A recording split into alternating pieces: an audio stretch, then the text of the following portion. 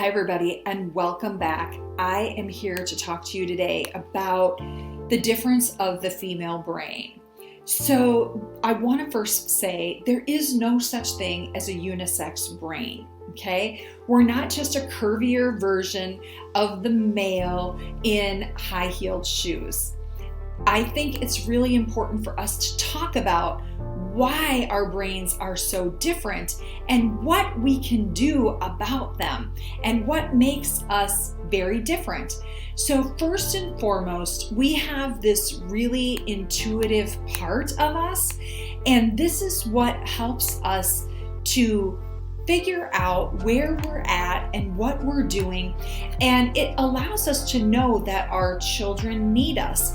It allows us to know that something's up, something's in danger. Over the course of evolution, we have been selected as women to have the ability to keep young humans alive, and that is our intuition, right? This is where we know that our children need food, or water, or heat, or they need cuddling. These are all unspoken messages that women know intuitively, but guys can be clueless to this thing. And not all of them, because some of them are well versed in this, but mostly this is a female thing.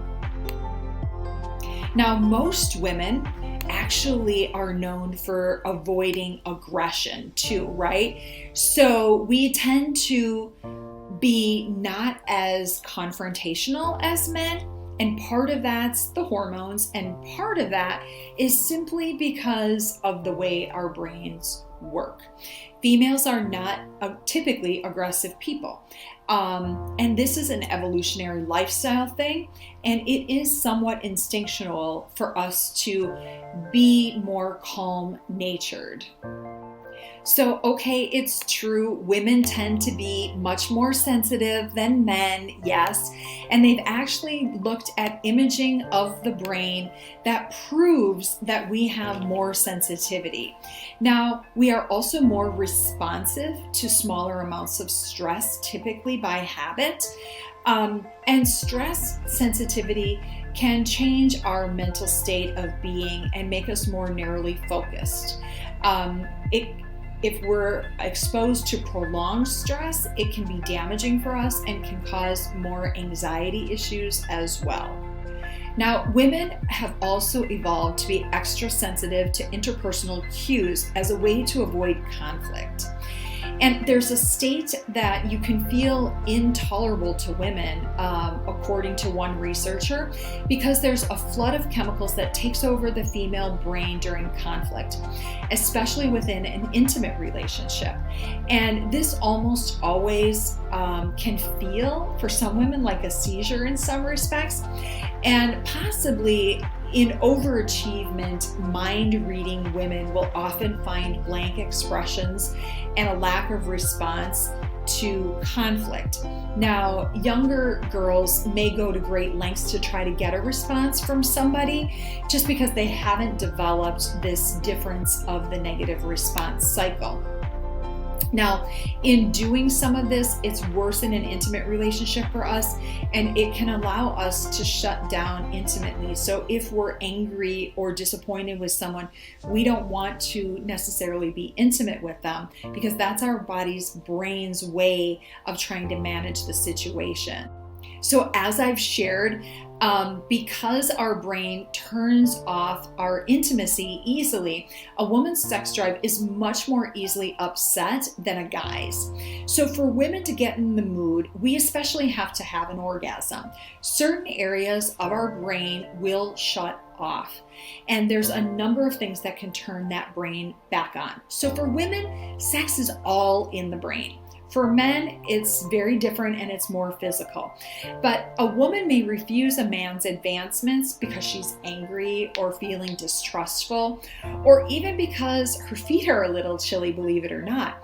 And when we're pregnant or we're caring for young children, and especially in menopause, this will tank our female sexual drive, and we will oftentimes lose interest in sexuality.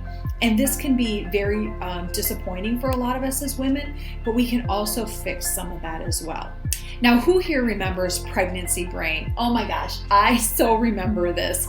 And this simply comes from the higher levels of progesterone that we have in the first 8 weeks of pregnancy. Progesterone goes up 30-fold. So this causes women to feel very sedative, and progesterone pills will do this as well if we dose too high. But actually during pregnancy, a woman's brain shrinks and becomes about 4% smaller by the time that she delivers, according to the American Journal of Neurology. It will return back to its normal size 6 months after pregnancy. So for any of you ladies who've had experienced that, it will come back, believe it or not. Pregnancy also causes women to think very differently, and this is kind of controversial because there's only one study that's linked to memory problems in pregnancy, but a lot of researchers have suggested that this prepares our brain's circuitry to guide us in that maternal instinctual behaviors that we have. And this will continue to develop after birth, and handling babies releases this maternal hormone called oxytocin, where it gives us that ability for our brains to have what it takes to know when the baby is tired or when they're hungry and all of those things. So people will also get what we call mommy brain. So once you've given birth, this can be monumental for us, right? And the changes that occur are everywhere. And so over time, we've adapted to these mommy brains that help us with our child rearing.